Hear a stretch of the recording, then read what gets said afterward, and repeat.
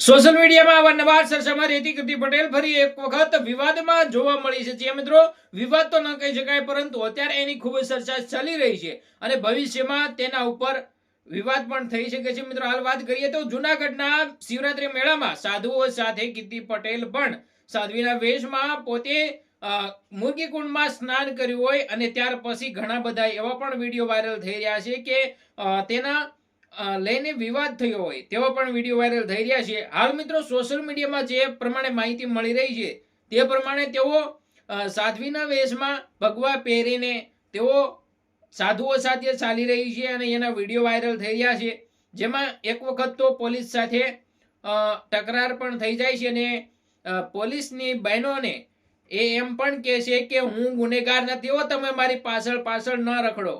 ત્યારે મિત્રો હાલ એ બધા જ વિડીયો સોશિયલ મીડિયામાં ખૂબ જ વાયરલ થઈ રહ્યા છે, પરંતુ મિત્રો હાલ જે ચર્ચા થઈ રહી છે કે મુર્ગી કુંડમાં તેઓ સ્નાન કરવા ગઈ અને ત્યાંથી લઈને એના જે છે વિડીયો વાયરલ થાય છે અને કહેવામાં આવી રહ્યું છે કે તેઓ ફરી એક વખત વિવાદમાં આવી છે। ત્યારે મિત્રો તમારું શું કહેવું છે આ મામલે કમેન્ટમાં લખી દેજો। પરંતુ મિત્રો ખાસ વાત તો એ છે કે મહાશિવરાત્રી અને એ શિવરાત્રીના દિવસે 108 બીજા સંન્યાસી બન્યા છે। ત્યારે મિત્રો વાત કરીએ તો આ વખતે સૌથી મોટી શિવરાત્રી અને સૌથી મોટો મેળો આ વખતે થયો છે, કારણ કે આ વખતે બધી જ જગ્યાઓનો ફેરફાર કરવામાં આવ્યો હતો, જગ્યા વધારવામાં આવી હતી, બધી જે પણ તકલીફ પડતી હતી એને પણ સોલ્વ કરવાનો પ્રશ્ન ઉભો થયો હતો તો એ પણ નિરાકરણ આવ્યું છે અને આ વખતે પાણીની વ્યવસ્થા પણ ફૂલ કરી દેવામાં આવી હતી।